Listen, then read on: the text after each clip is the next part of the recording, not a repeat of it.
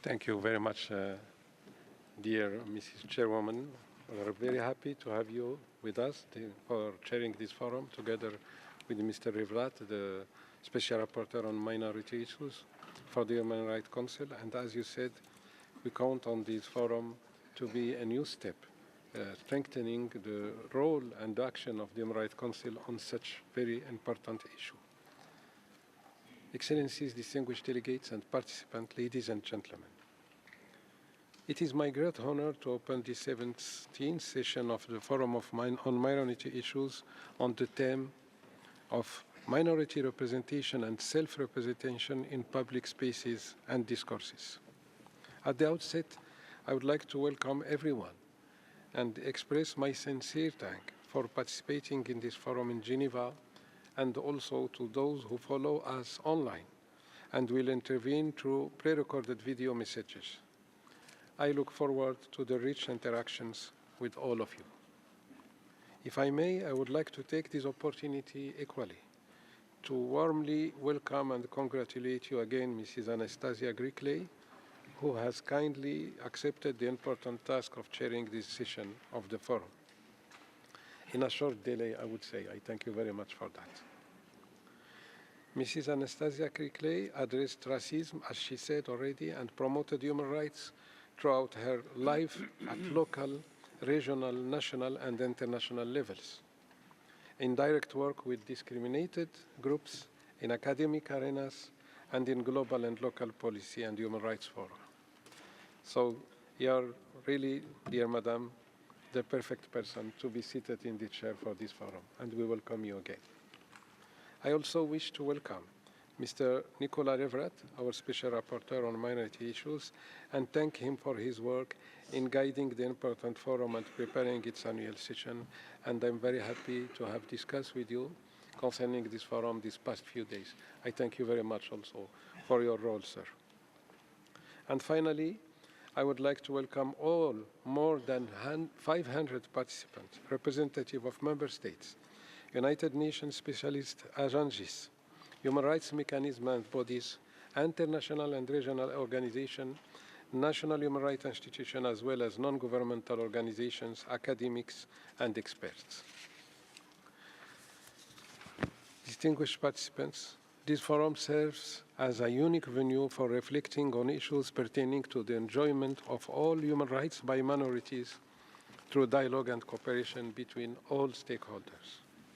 The theme, as I said already, minority representation and self-representation in public spaces and discourses, could not be timelier. Indeed, we must take a closer look at how national, ethnic, religious, and linguistic minorities are portrayed.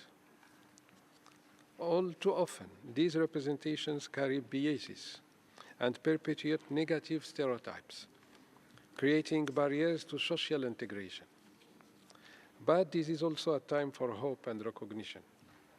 There are inspiring examples of minorities taking charge of their narratives, engaging in self-representation, and breaking down these harmful stereotypes. These efforts not only foster greater social recognition, but also shine in a light on the invaluable contribution of minorities to society as a whole.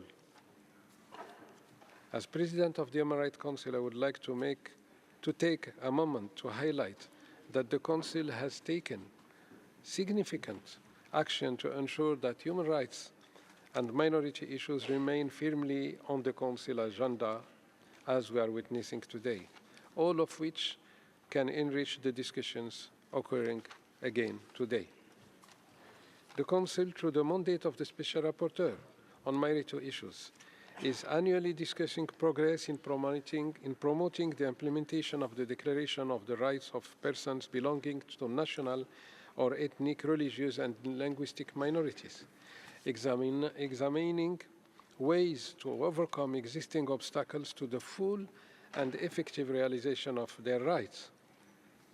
Similarly, the Council also established the Forum on Minority Issues since 17 years to provide a platform for promoting dialogue and cooperation on issues pertaining to persons belonging to national or ethnic, religious, and linguistic minorities.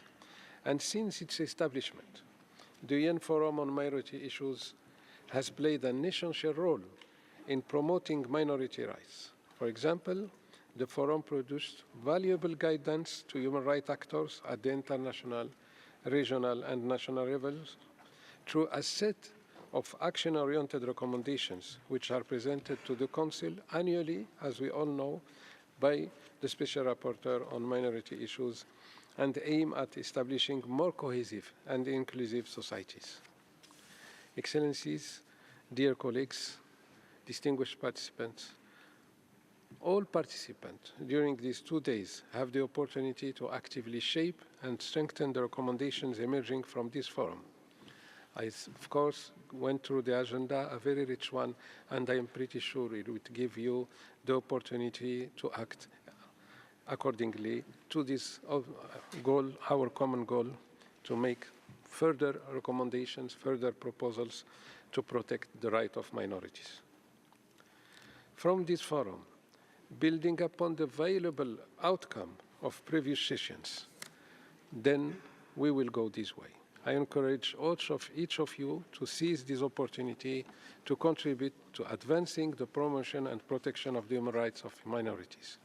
I wish you all a fruitful, constructive, and interactive dialogue over the next 2 days and another successful forum on minority issues. I thank you, Madam Chair.